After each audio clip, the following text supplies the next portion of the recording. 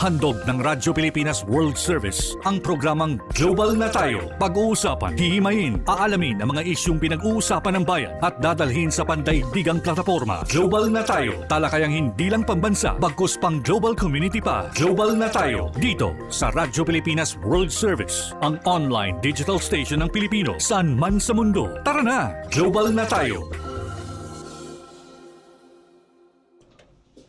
Isang mapagpalang pagbati po at welcome na naman sa isa pang edisyon ng programang Global na Tayo. Ang programang Global na Tayo hatid po sa inyo ng Radyo Pilipinas World Service. Ang Radyo Pilipinas World Service ay isa po sa mga himpilan ng Presidential Broadcast Service Bureau of Broadcast Services.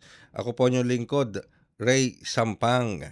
Siyempre sa ating production site kasama po natin, maglilingkod sa inyo ang ating mga kasamahan sa production site, sina Stephanie Vicente, Drisel Nanyong, sa Warcast, si JP, and of course sa ating master control kasama natin si Miss Susan Aison.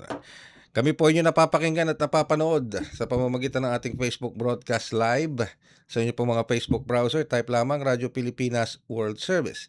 Sa ating YouTube channel, sa inyo pong YouTube browser, type lamang Radyo Pilipinas World Service. And of course, sa iba't ibang panig ng mundo, gamit ang ating shortwave broadcast sa pamamagitan ng ating mga shortwave transmitters ng Voice of America. And of course, hindi po magpapahuli dyan ang ating live audio streaming sa inyo pong mga cellphones, Android man yan or iPhone. I-download nyo lamang ang ating PBS Radio Receiver app. Ayan. Meron po tayong binabantayang lagay na sama ng panahon, tropical depression o bagyong Luis. Ito pong bagyong ito ay nagdudulot ng malawakang pag-ulan, hindi lamang dito sa Luzon, kundi sa ilang bahagi ng Luzon, Southern Luzon at ilang bahagi ng Visayas. Ito po ang tututukan natin ngayon. Alamin natin ang mga kalalagayan nitong mga regions na apektado ditong bagyong Luis o itong tropical depression na Luis. Okay? Sa ngayon, ang meron na pong ilang mga government units ang nag-announce ng class suspension sa kanilang mga kinaukulang jurisdiction ngayong Lunes. Dahil nga po dito sa ina-anticipate naman na epekto ng tropical depression na si Luis. All levels, pakinggan po natin ito all levels sa Bulacan.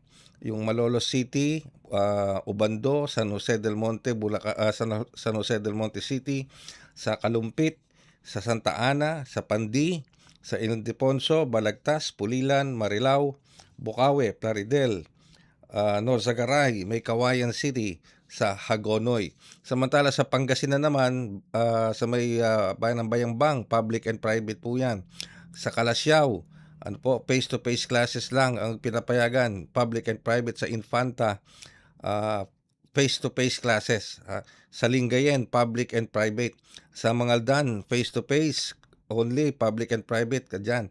Sa mga Tarem, face-to-face din ang pinapayagan lang, public and private. Sa Poso Rubio, public and private ang suspension ng classes. Sa San Carlos City, face-to-face classes, public and private. Sa Sison, Pangasinan, face-to-face classes lang pero sakop yan public and private. Sa Urbis Tondo, face-to-face classes only, public and private. Dagupan City, face-to-face classes only. Sa mga preschool hanggang senior high school sa Bulacan, yung mga preschool hanggang senior high school sa Bulacan, ito yung mga class suspension. Sa San Miguel, public and private.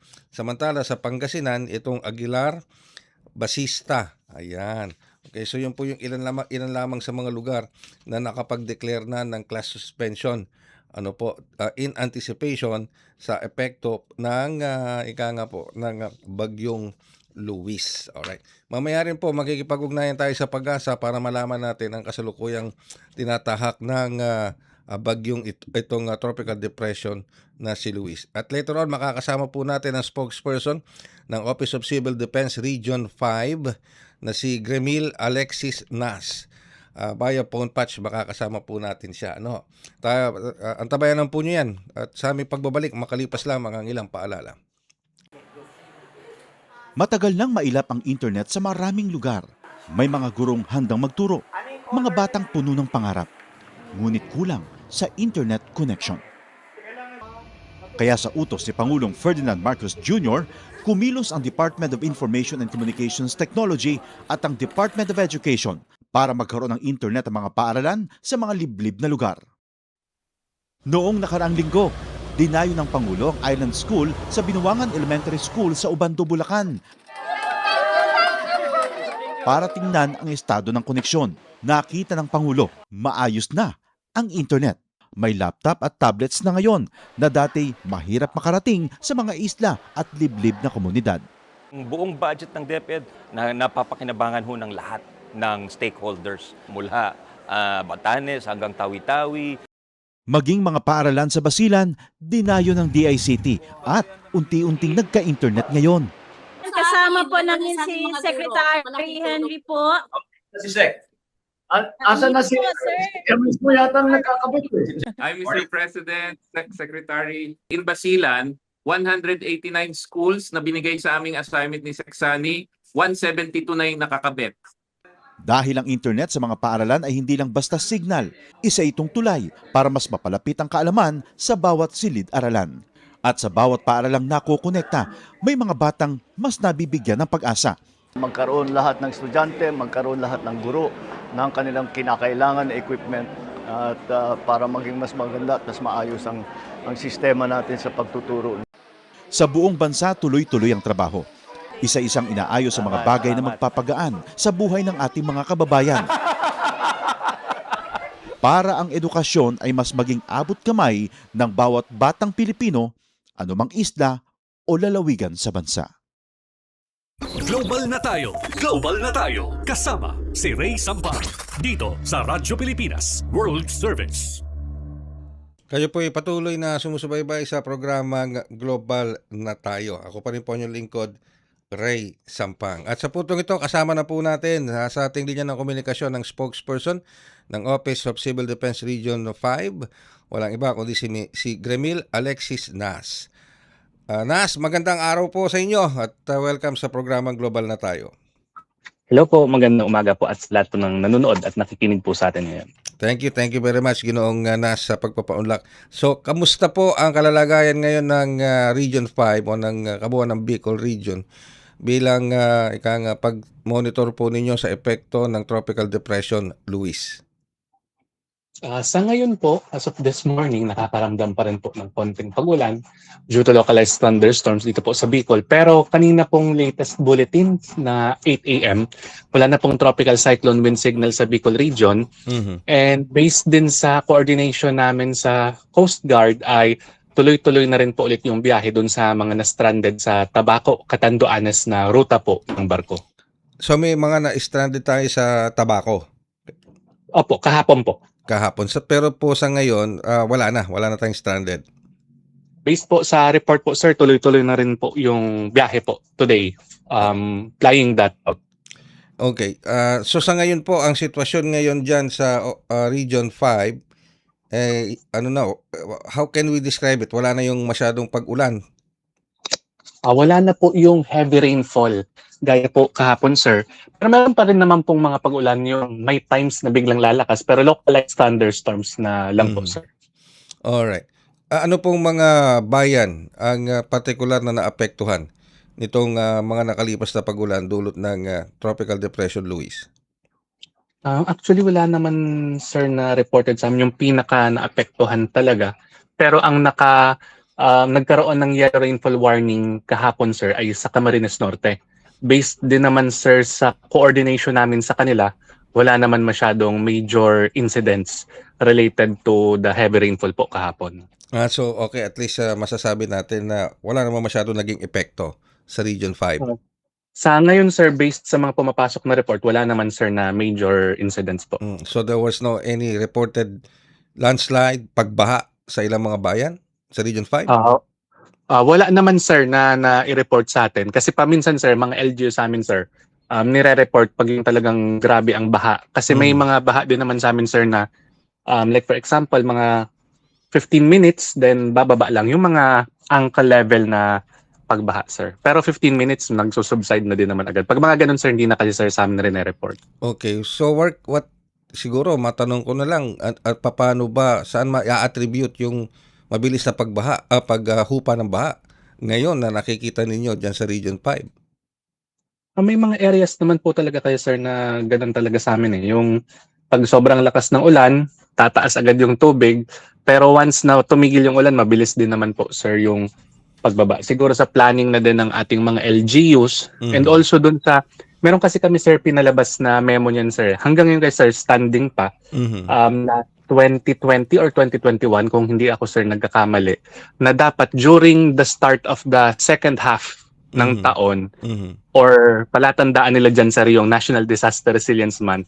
Yun na yung palatandaan nila na dapat nagdidiklag na sila ng canals, Yun. nagtitrim ng mga puno.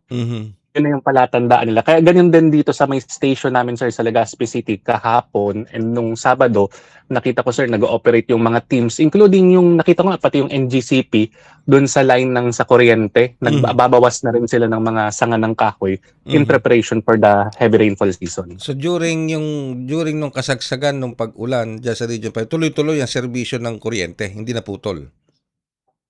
Yes sir. Okay. Thankfully wala naman sir na ulat na yung heavy rainfall related. Pero yung mga rotational brownouts, meron pa din, sir.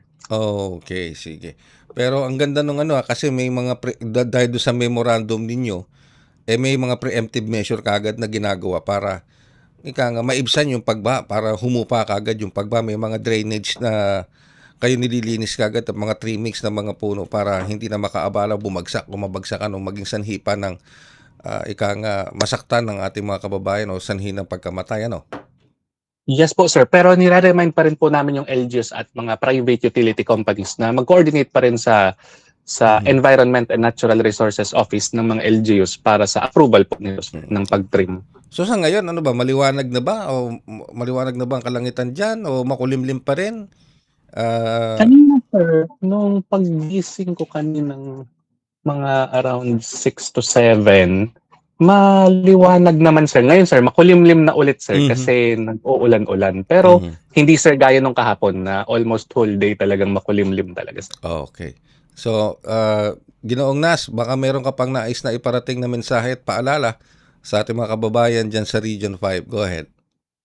Sa lahat po sa Bicol Region naman, sa mga nakikinig po, ay kung mga naging epekto naman po yung dumaang bagyong Luis po dito sa atin, ay i-report po agad natin sa ating local government units para matulungan po tayo if meron man po. And lagi lang po tayong sumunod sa abiso ng mga otoridad. And para din naman po sa may part ng Central Luzon and Northern Luzon ay papunta na rin naman po dyan si Tropical Depression Luis. Kaya maghanda po tayo sa mga pag-ulan. Okay, with that, thank you very much, Gremil Alexis Nas, spokesperson ng OCD Region 5. It's nice to hear na walang masyadong naging epekto sa kanila itong mga pag-ulang dulot ng Tropical Depression Luis. So we will also try to coordinate with OCD Region 3 dahil para malaman natin kung ano naman ang sitwasyon dyan dahil nandiyan po sa bandang northern na talaga nasa Luzon itong Tropical Depression Luis. Magbabalik po kami makalipas ang ilang paalala. Mabilis ang trivia, dagdag talino. Heto na ang Dagling Kaalaman. Alam nyo ba, sa mga PhilHealth covered cases, mayroon ng zero balance billing o no balance billing. Paano ito gumagana? Simple lang.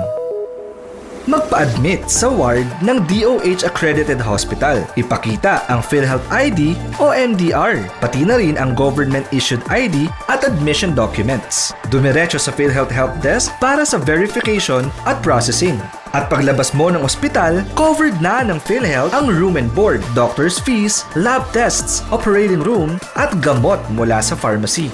Layunin nito ay mas pantay, abot kaya, at tuloy-tuloy na serbisyong pangkalusugan para sa lahat ng Pilipino. Kaunting kaalaman na malaking dagdag talino. Abangan muli ang susunod na Dagling Kaalaman.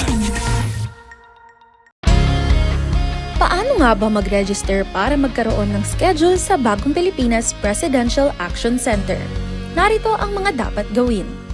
Gamit ang iyong mobile device, pumunta sa eGovPH app. Pwede itong i-download mula sa Apple App Store o sa Google Play Store. Gumawa ng account. Ilagay ang email address, valid mobile number, pagkatapos ay makakatanggap ka ng one-time code sa iyong email.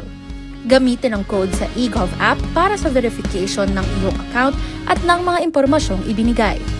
Congratulations! Meron ka ng eGov PH app account. Pwede mo na ma-access ang iba't ibang serbisyo ng gobyerno kabilang ang mga serbisyo sa Bagong Pilipinas Presidential Action Center. Global na tayo! Global na tayo! Kasama si Ray Sampar dito sa Radyo Pilipinas World Service. Kayo po ay patuloy na sumusubaybay sa programang Global na tayo dito pa rin sa impilang Radyo Pilipinas World Service. Alright.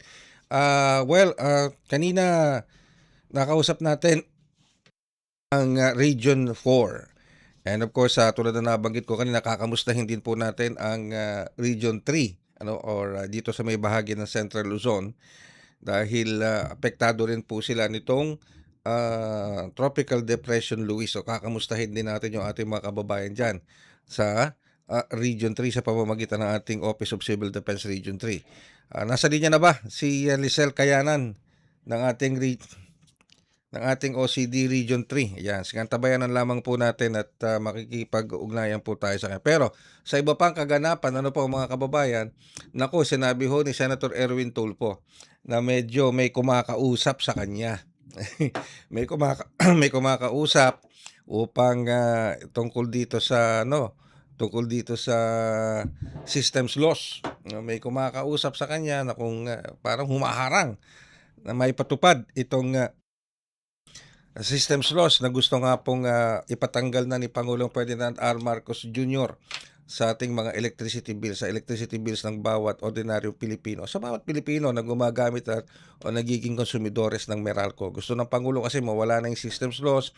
At the same time, maamyendahan ng IPIRA, at ma-deregulate na itong oil industry. Okay? Pero dito pa lang sa systems loss, meron na hong sinabi ni Senator Erwin Tulfo na may kumakausap na sa kanya. Pero hindi po ito, sinabi ni Senator Tulfo, na hindi ito magiging dahilan para hindi nila bigyang katuparan yung pagtatanggal ng systems loss. At ayon pa kay Senator Erwin Tulfo sa isang panayam, sinabi niya, sinabi rin ni Senate President Sherwin Gatchalian na siguro by the end of this year or siguro mga 3 to 6 months in a period of time ay makapagpasa na sila ng bill sapagkat ayon po kay Senate President Sherwin Gatchalian sa isang panayam marami pong sumusuportang mga mambabatas tungkol dito, lalo na sa mga senador. So, umaasa tayo na mawala na itong systems loss. Although maliit lang yung systems loss, kung ikukumpara sa generation charge. At saka doon meron pa ngayon pinag-uusapan yung awat, no?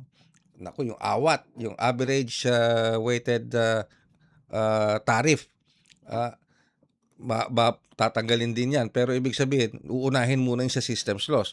So, mas maliit lang yung systems loss kung kukumpara mo sa generation charge. Pero para sa ating mga ordinaryong Pilipino na katulad natin, lalo na sa ating mga minimum wage earners, lalo na dun sa mga below the minimum wage earners na sumasahod ng below the minimum wage, meron pa rin po yan, malaking bagay na po yung 100, 150, 200 pisong bawas sa kuryente.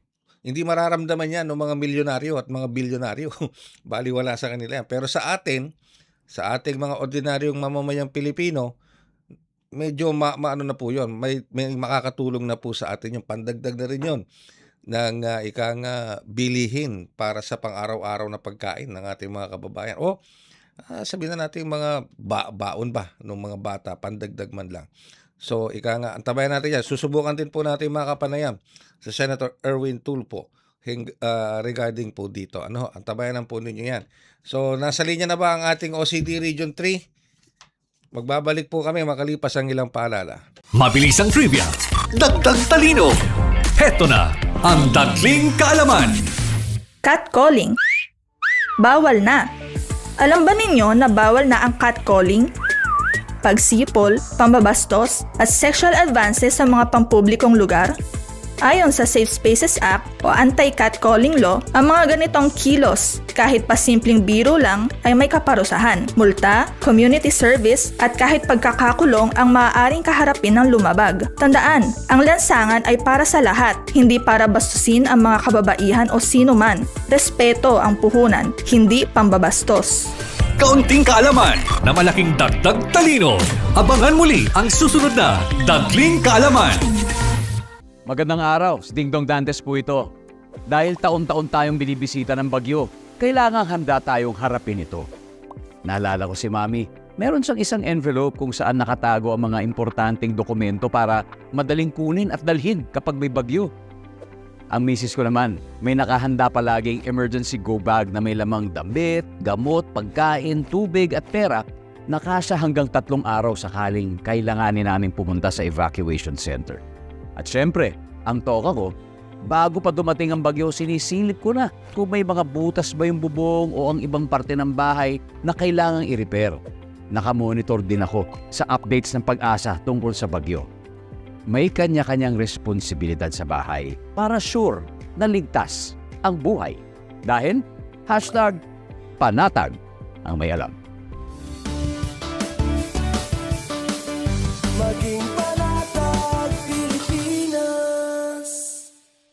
Mabilis ang trivia, dagdag talino. Heto na ang Dagling Kaalaman. Mga kababayan, maging alerto sa rainfall advisories ng Pag-asa. Yellow Rainfall Advisory. Kapag malakas ang ulan, mula 7.5 hanggang 15 mm sa loob ng 1 oras. Mag-ingat dahil posible itong magdulot ng pagbaha sa mababang lugar. Orange Rainfall Advisory. Mas malakas na ulan, mula 15 hanggang 30 mm. Malaki ang posibilidad ng pagbaha, kaya maghanda at maging alerto. Red Rainfall Advisory. Emergency na ito. Higit 30 mm ng ulan sa loob ng 3 oras o higit pa. Kapag nakataas ang red advisory sa inyong lugar, huwag mag-aksaya ng oras. Agad na lumikas para sa kaligtasan ng inyong pamilya. Maging handa, makinig sa abiso at laging unahin ang kaligtasan. Kaunting kaalaman na malaking dagdag talino. Abangan muli ang susunod na Dagling Kaalaman.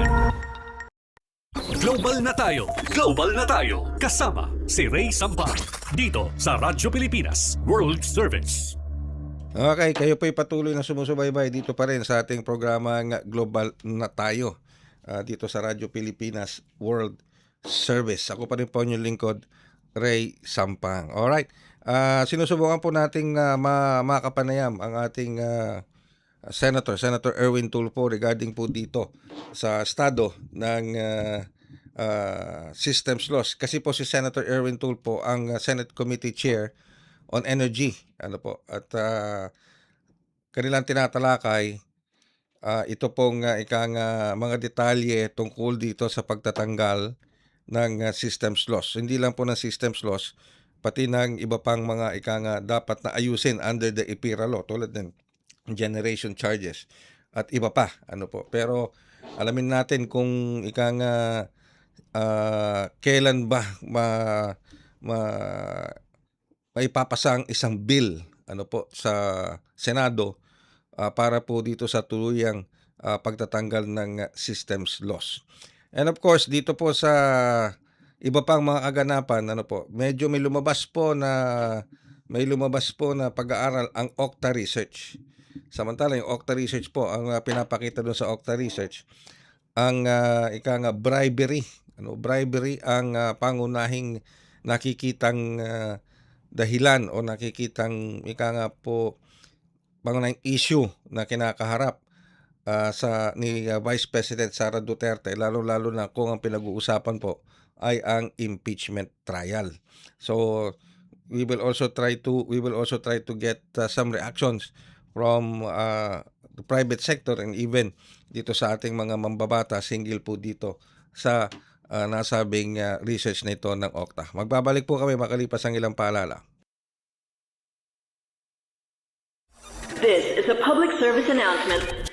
Maging handa sa oras ng sakuna. Para sa iyo at sa iyong pamilya, laging siguruhin, Go Bag ay nakahanda at naglalaman ng mga sumusunod. ilang pirasong damit, ready-to-eat na pagkain at inuming aabot ng 3 araw. Personal na gamit para sa inyong hygiene.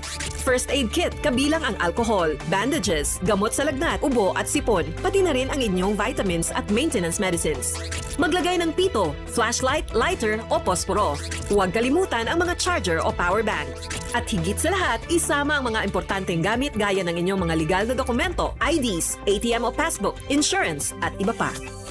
This is a public service announcement. From PBS, Presidential Broadcast Service and Radyo Pilipinas. This is a public service announcement. Discipline is the key. Umiwas sa aksidente sa daan. Ang pagmamaneho ay may kaakibat na responsibilidad. Hindi basta mapaandar lang ang sasakyan. Kilatisin ang sarili, ang kahandaan sa manibela. Siguruhing inyong konsentrasyon ay hindi magagambala. Importante rin na ating laging isipin, init ng ulo ay huwag pairalin. Bagkus, kaligtasan ng lahat ang siyang dapat unahin. Isang mahalagang paalala mula sa Presidential Broadcast Service at Radyo Pilipinas, Radyo Publiko 738. This is a public service announcement. From PBS, Presidential Broadcast Service at Radyo Pilipinas, Radyo Publiko 738. Paliwanag mo sa tao na hindi totoo yan.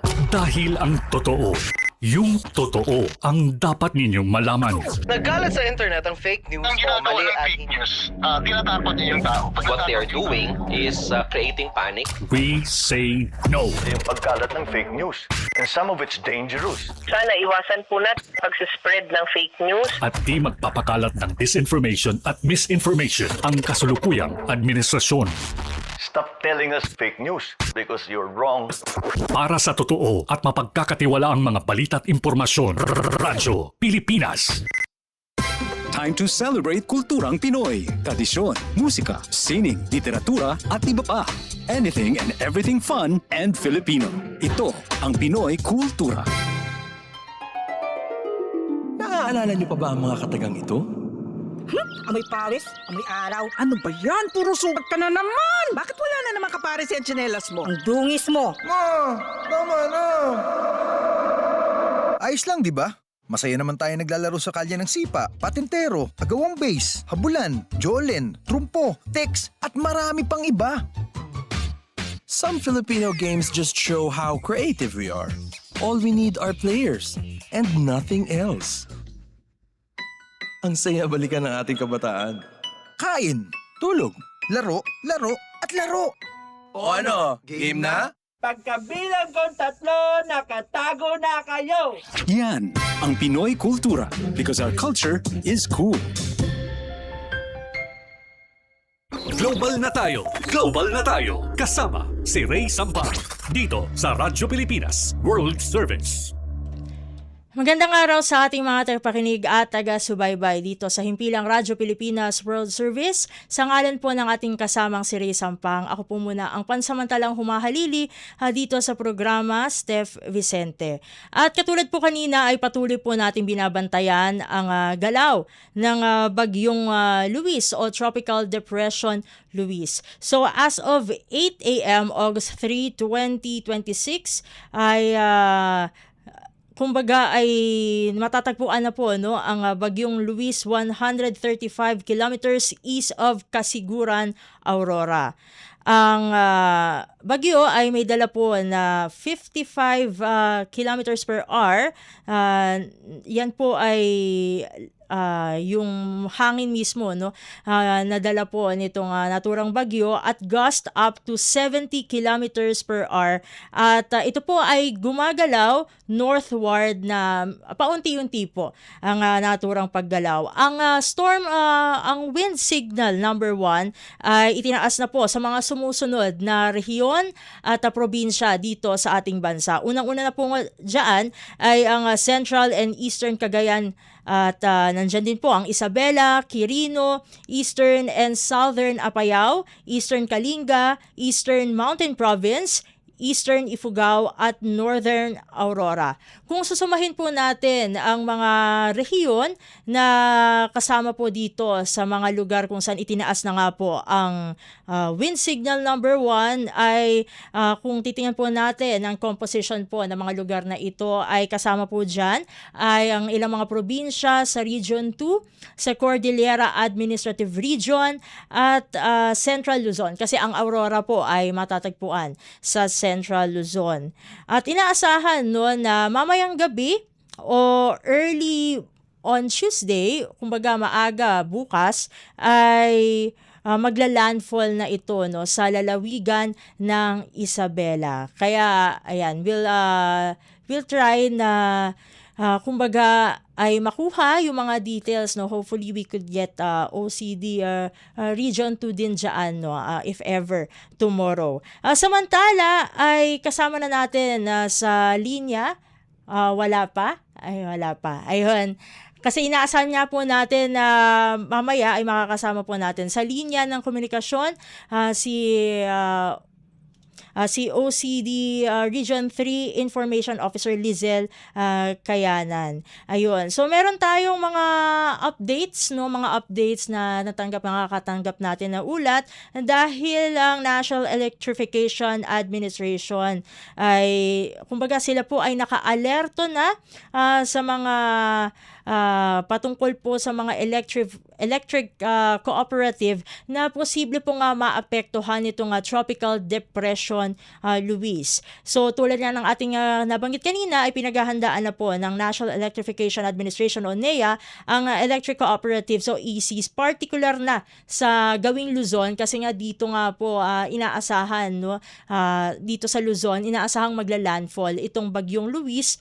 At sa paglabas po ng abiso nitong NEA, so naglabas nga po sila ng abiso para dun sa mga electric cooperatives, ay inatasan po no, yung mga apektado pong ECs na agad pong magsumite ng status report hinggil sa kalagayan po ng kanilang mga pasilidad. Kasi importante po na kapag kasagsagan ng bagyo ay ma-check kung kasi minsan lalo na kapag nagbabaha sa isang lugar ay tinitingnan din kung dapat pa ba nga ituloy no yung supply ng kuryente sa mga ganong lugar dahil mahirap nga naman na makuryente no kapag nagbabaha kasi may personal experience po bilang taga Bulacan ay madalas nagbabaha doon sa mga areas namin at nagdedesisyon syempre yung mga electric cooperatives na talagang tanggalin muna no yung supply ng kuryente para maiwas na rin po no maiwasan din po ang disgrasya. At pinakikilos na rin po no kaugnay pa rin ng naturang ulat ay ipinakikilos na ng mga electric cooperative na i-activate ang kanilang emergency response organization at ihanda ang contingency measure para matiyak ang mabilis na pagtugon sa anumang pinsalang maidudulot ng kalamidad. Pinatitiyak din ng naturang ahensya na nakapreposition ang mga kinakailangang kagamitan, materyales, buffer stocks para sa agarang power restoration sakaling magkaroon ng pagkasira ng mga linya at pasilidad ng kuryente. At kaugnay pa rin po sa ating pagbabantay sa Tropical Depression na Luis ay kasama na po natin sa linya ng komunikasyon via Zoom ang Information Officer 2 mula sa OCD Region 3, OCD Central Luzon, walang iba kundi si Miss Lizel Kayanan. Miss Lizel, welcome po sa programang Global na Tayo. Si Steph Vicente po ito ng Radyo Pilipinas World Service. Magandang umaga, Ma'am Steph. Magandang umaga rin po sa lahat ng tagapakinig ng ating programa ngayong umaga. Maraming salamat po Miss Lizel sa pagsama niyo po dito sa programang Global na Tayo. Unang-una po sa lahat, Miss Lizel, sa pinakahuling monitoring po no ng inyong tanggapan, ano na ang kasalukuyang sitwasyon no diyan po sa gitnang Luzon hinggil po dito sa Tropical Depression Luis kasi bukod nga po sa dinadaanan nito ang lalawigan ng Aurora ay may ilan po no particular sa Bulacan na nagdeklara na rin po na walang pasok today. Yes, ma'am, no. Saka latest po na bulletin ng Pag-asa na linabas ng 8 a.m. ay nakataas ang signal number 1 sa northern portion of Aurora. Kasama dito ang Dinalungan, Kasiguran, Dilasag, Dipakulaw, and Baler. And maliban po dito ay nakakaranas ang buong Central Luzon ng pag-uulan since last night po, no. And tama po kayo, ang Bulacan at iba pang mga LGUs ay nag-declare na po ng suspension of classes mula elementarya hanggang college level ngayong araw po na ito. Matanong ko lamang po, Miss Lizelle, no? Sa punto po bang ito ay meron na po bang mga naitala na pagbaha,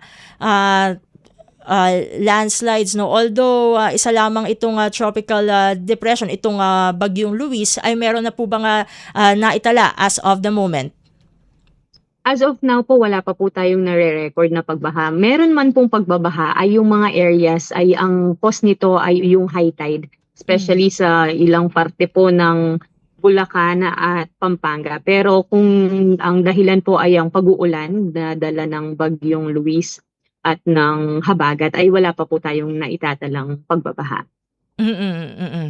At ayon po kasi sa mga ulat, no, ang itong mga tropical depression po na tulad itong bagyong Luis ay maaaring magdala ng pag-ulan at pagbaha kahit hindi kalakasan po, no, ang hangin. So paano po, no, at least for now, ay paano po ba pinaghahandaan or ano po yung mga contingency measures na meron po ngayon ang Office of Civil Defense Region 3 upang mapaghandaan kung ano man po ang magiging impact nitong tropical depression Luis?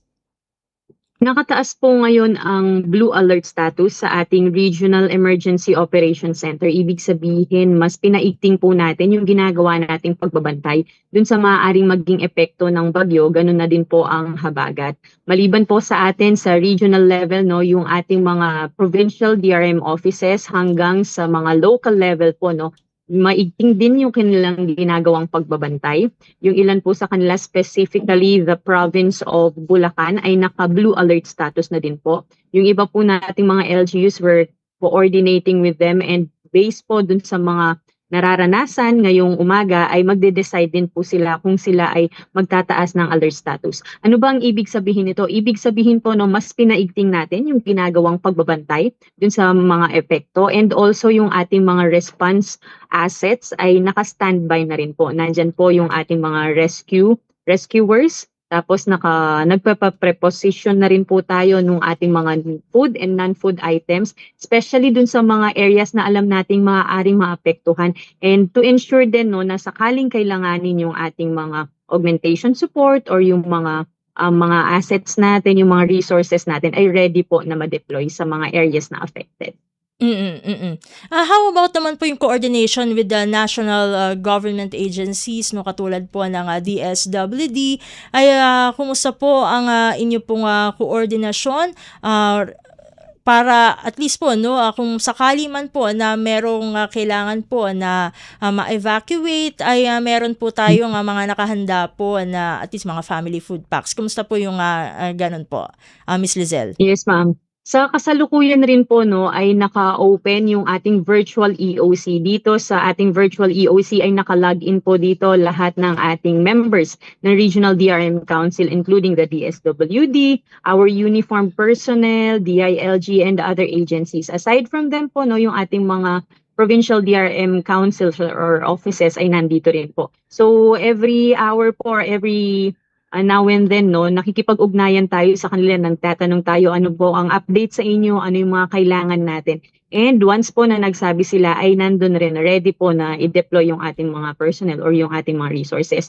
And yung nabanggit nyo rin po na sakaling kailanganin yung mga relief items ay ang DSWD ay may naka-preposition na po na relief items sa bawat probinsya and sa bawat areas po. Ganun din po ang OCD, no, para sakaling kailanganin ay hindi na kukuha pa dito sa Pampanga or sa regional office dun sa kanilang mga designated warehouse sa iba't ibang probinsya ay may naka-standby na po doon na pwede nang i-release po sakaling kailanganin ng ating mga LGUs.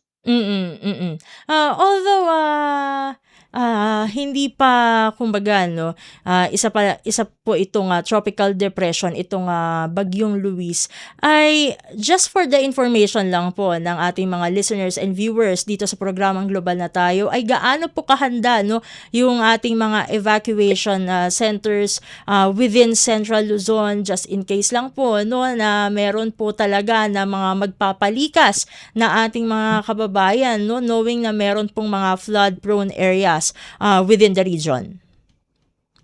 Sa Central Luzon po, no, meron tayong mga iba't ibang mga evacuation centers. Sa bawat LGU ay may designated evacuation centers po sila. Maliban dun sa mga LGUs natin ay may mga regional, provincial and regional evacuation centers din po. Pagka-start pa lang po, no, pagka-release pa lang ng Pag-asa ng mga advisories na meron tayong paparating or binabantayang sama ng panahon or bagyo, nagsa-start na po yung ating mga LGUs na maglinis sa ating mga evacuation centers, ihanda yung ating mga evacuation centers.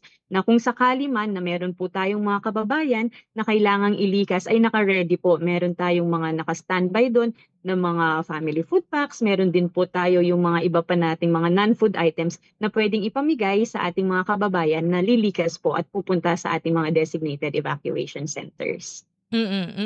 Matanong ko lamang po, Miss Lizelle, kumusta naman po yung information dissemination po natin within the region para at least po no ay properly informed no ang ating mga kababayan diyan sa Central Luzon regarding po dito sa Tropical Depression Luis?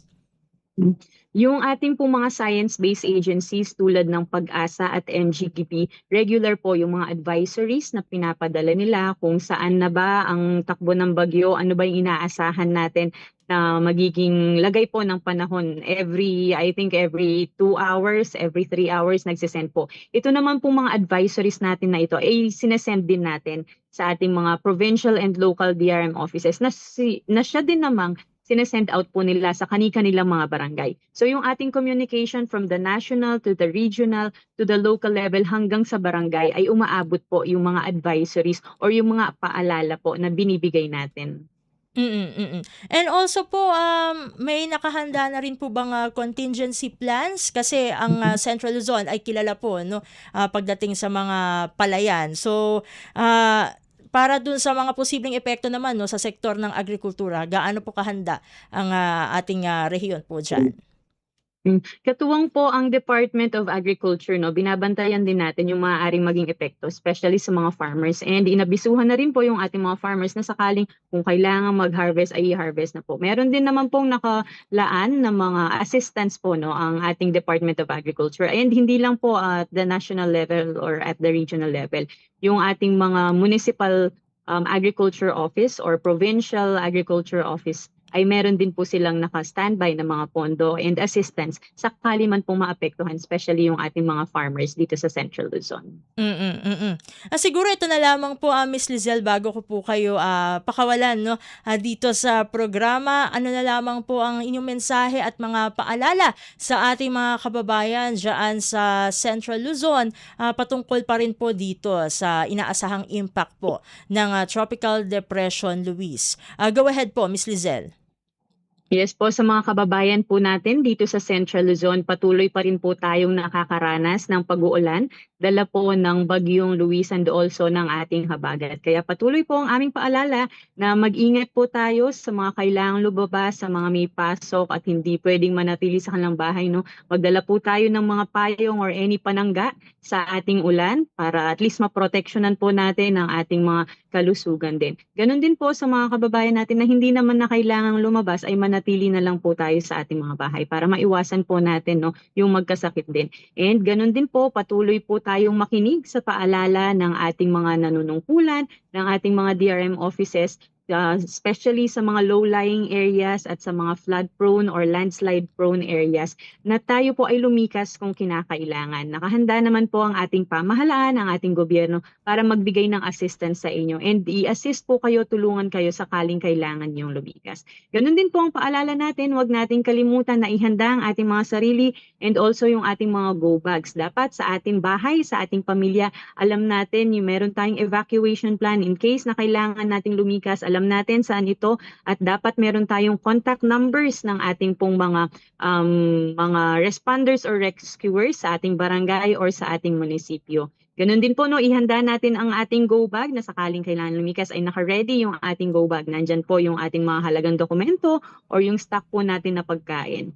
So, ayun po, patuloy ang aming paalala na ang inyo pong Regional DRM Council at ang inyong mga LGUs ay nakahanda po na magbigay ng assistance. And patuloy po tayong makinig sa paalala ng ating mga LGUs, ganun din dun sa mga valid sources of information na meron po tayo para ma-ensure po natin, no, na tayo ay ligtas sa dalang pag-uulan and sa ng panahon ng bagyo po and ganun din ng habagat.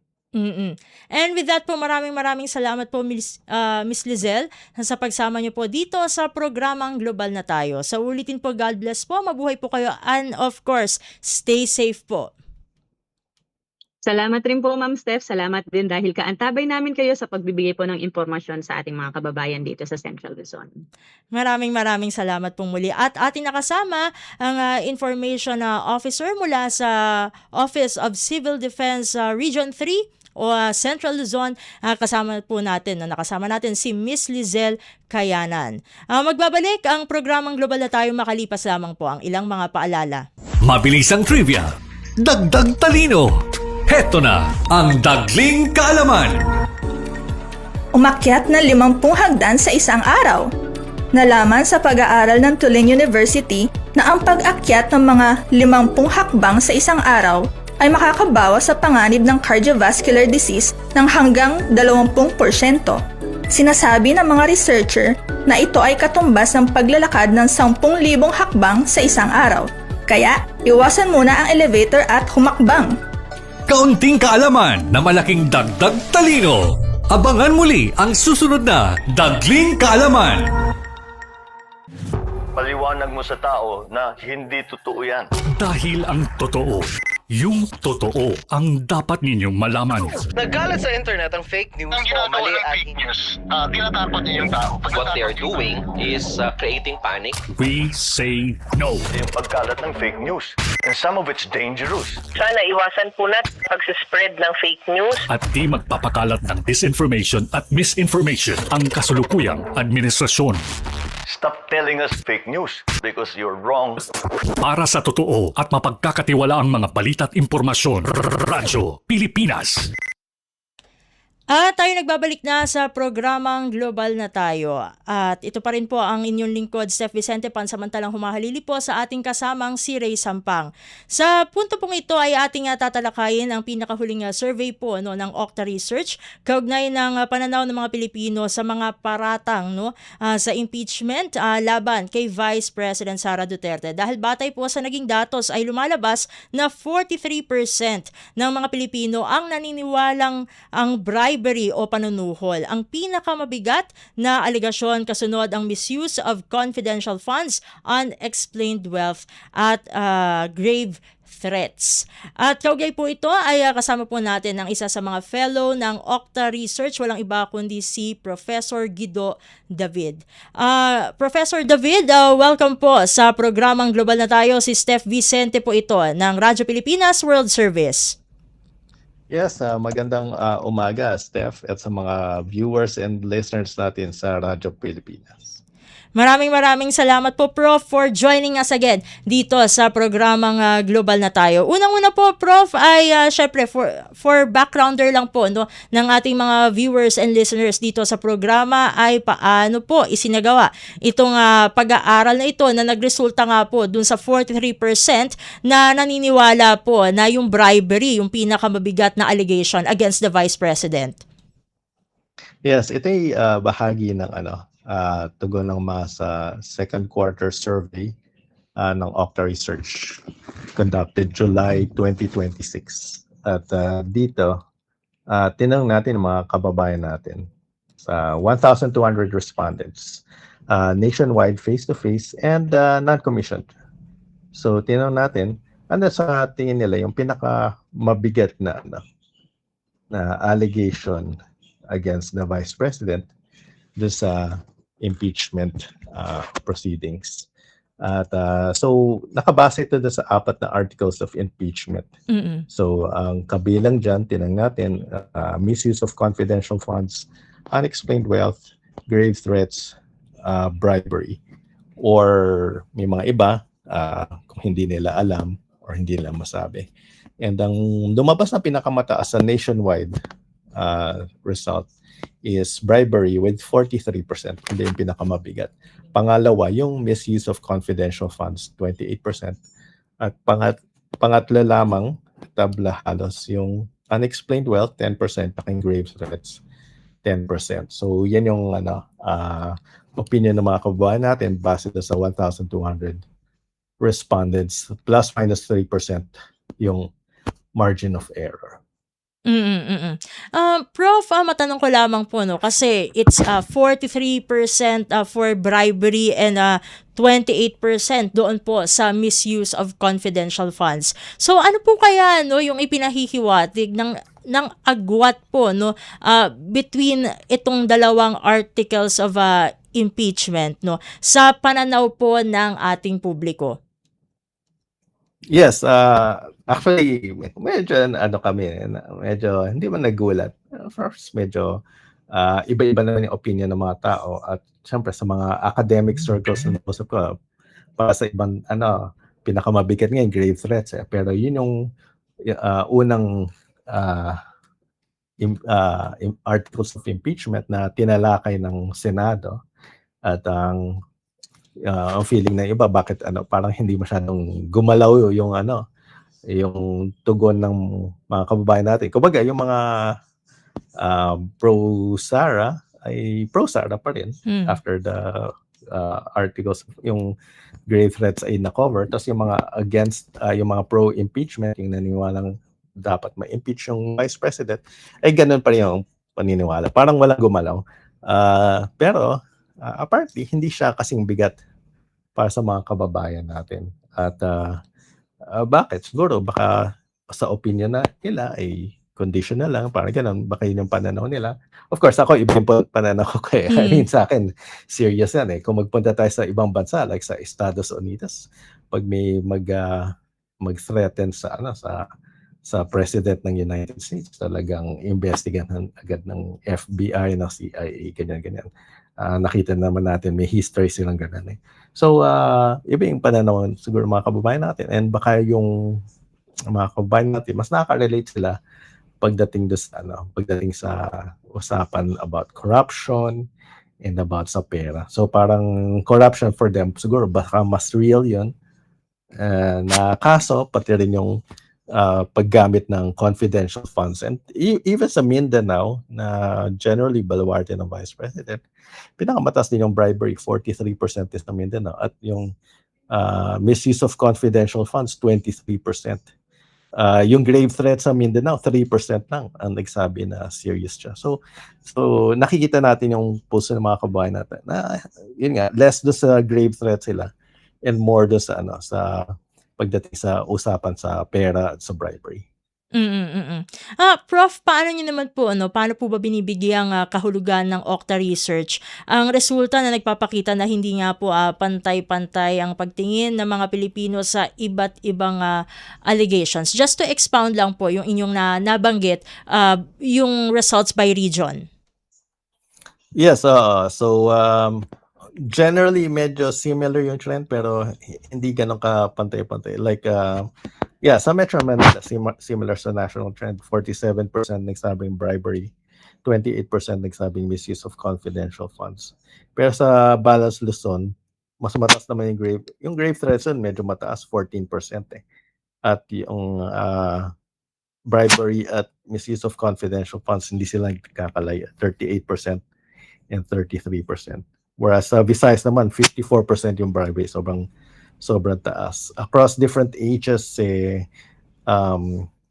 or kunyari sa Ilocos regions, geographic regions, misuse of confidential funds yung pinakamataas, 55% sa Region 1, 48% sa Region 2. So hindi sila pare-parehas pag titingnan natin yung geographical locations, kumbaga. Whereas sa Mindanao, for example, Yun nga. Well, ano pa rin naman, bribery yung mataas sa kanila. Pero yung ano sa kanila, grave threats, mababa lang. Like sa Region 11, sa Davao Region, 2% lang nagsabi na mabigat yung grave threats. So, and sa Region 13, 0% nagsabing grave threat. So, wala sa kanilang weight itong grave threat. So, medyo nakakagulat. Pero sa Region 13, confidential funds yung pinakamataas, 55%. So, may mga hindi yung discrepancies, may mga geographical differences na nakikita tayo. Across age groups naman, medyo similar yung trends. Yung pinakamatas yung bribery at pangalawa yung misuse of confidential funds. Prof, paano po kaya naman maipaliliwanag yung mataas na antas naman po ng uncertainty o hindi sila makapagdesisyon sa hanay naman po ng mga mas nakatatanda na respondents po ng inyong survey? Yes, so hindi naman sobrang taas, mas mataas lang kaysa sa ibang age groups, like 14% sa 75 plus yung hindi makapagsabi. Pero kahit sa 35 to 44, 13% din yung parang undecided. Siguro, pwede namang undecided sila dahil hindi naman wala silang pili. Pwedeng more than one of the answers yung nila para sa kanilang sagot. So, does not mean necessarily uncertainty. Pwedeng hindi lang sila makapag-decide. Sino ba yung para minsan, kaya tayo, hindi tayo makapag-decide. Ano ba yung pinakagusto nating flavor ng ice cream? Baka dalawa pala yung gusto nating flavor ng ice cream. So baka may parang ganun. Hindi ko masasabi, I'm not speaking for the respondents, pero medyo ganun yung interpretation ko na merong undecided, either kasi yung awareness ng impeachment mataas, pero hindi naman lahat ng kababayan natin ay aware sa impeachment. Hindi 100% yung awareness ng impeachment. So, posibleng hindi rin sila aware sa impeachment, itong mga 75 plus. Pero medyo nakakagulat kasi usually pag mga older people, sila yung nakatutok sa radyo. Parang mami ko, 75 plus yung mami ko. Lagi siyang nakikinig sa radyo. So, lagi niya nakukuha yung mga bali-balita. Sa pananaw naman po ng Okta Research ay at this point kasi ang talagang mas na-discuss nung una tulad ng nabanggit kanina yung grave threats, and then nandyan na nag-uumpisa na ang itong usapin regarding the confidential funds. So at this point, paano maaaring makaapekto ang ganitong uri ng public opinion o survey sa takbo po ng impeachment process? Well, for me, hindi naman dapat maka-impact yung public opinion sa impeachment.